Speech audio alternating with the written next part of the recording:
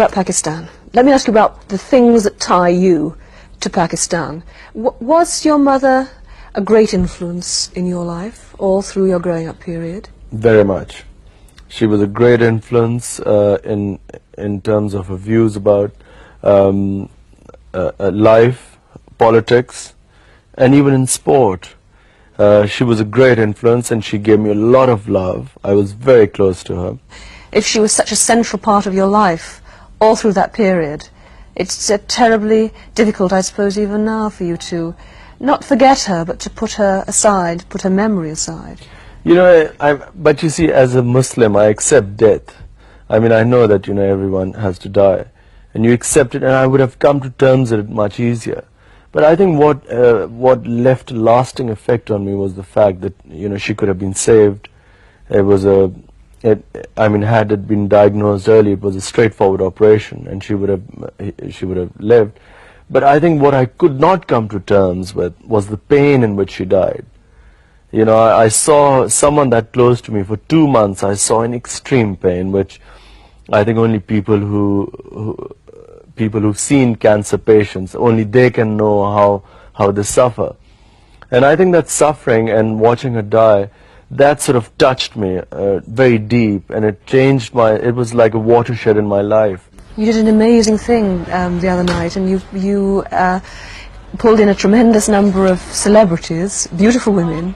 But that was the first time you'd ever stood up and said, I want you to help me to raise money. It's the first time you'd ever appealed to any of your friends to come forward and do that for you. Outside Pakistan, yes. In Pakistan there was a big response, but outside I wasn't confident, you know, I wasn't sure how people would react to a hospital in Pakistan.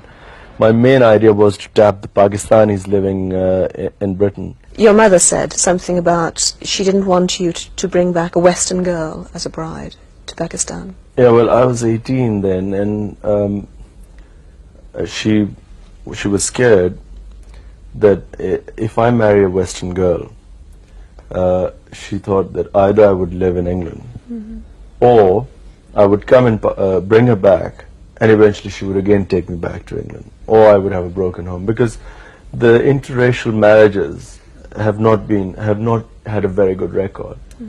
It's difficult for Western women to live there, and so that was her main argument. But every time you went home, did she have, or your family, did they have lined up for you a whole lot of girls who you had to go and see and look at and think about and all of that, or not? How did it work? Well, you see, I grew up in this house where I had 4 very independent, educated and strong-minded sisters, and a mother who was again very strong-minded. So, you know, they never agreed to one girl. I mean, I never remember that, you know, recently my sisters we had all my sisters who were all over the world, we got together recently. And they started giving me hell, why aren't you married, you know, you're getting old and all this. So I had to tell them, I said, look, have you ever suggested a girl to me? And yet, you see, the public sees you with a long line of very beautiful women, ranging from Emma Sargent, Susanna Constantine, Denise Lewis, and they think, how do they handle it? I mean, how do the women you've known handle the fact that you will probably one day go back to Pakistan and have an arranged marriage? You probably will do that still. How have they coped with this? Well, for a start, I don't know. I mean, I don't know how they cope with it. Most of these people you're saying are not really my girlfriends or anything, they were just friends. So they never had to worry about decisions about my marriage. You say you never come close to an English girl here, close enough to think about marriage? I suppose I came to one girl who I came quite close to marrying, and it didn't happen. Who was that? That was Emma. And then, you know, since then, I haven't even thought of marriage. Are you sure? Very sure. Are you cynical in a sense? Because, you know, your celebrity and the person you are and this sort of sex symbol that you have become means that a lot of women will be attracted to you because of who you are and what kind of publicity you can give them.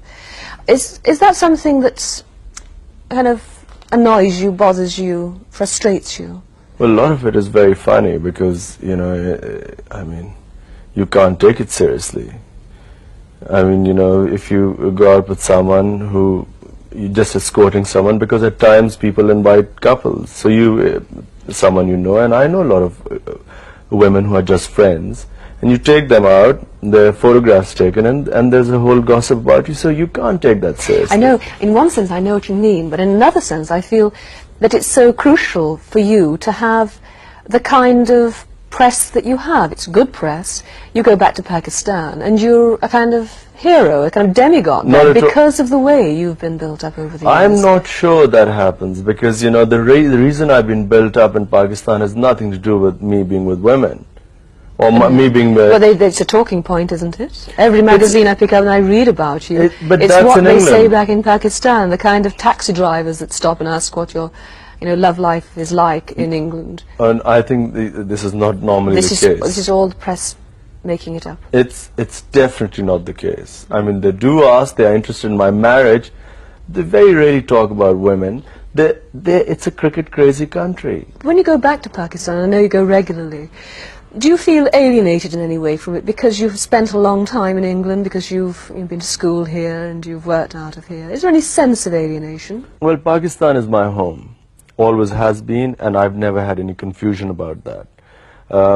I've come to England first to study for 4 years, and then I came to play professional cricket here, because England is the only place which plays cricket in the summer. And I have so many friends over the years, so it's like a second home. But the winter, come September, I have this feeling, I start longing to go back. You're very easy about it all, aren't you? Very cool on the surface, anyway. So tell me how you relax. How do you unwind?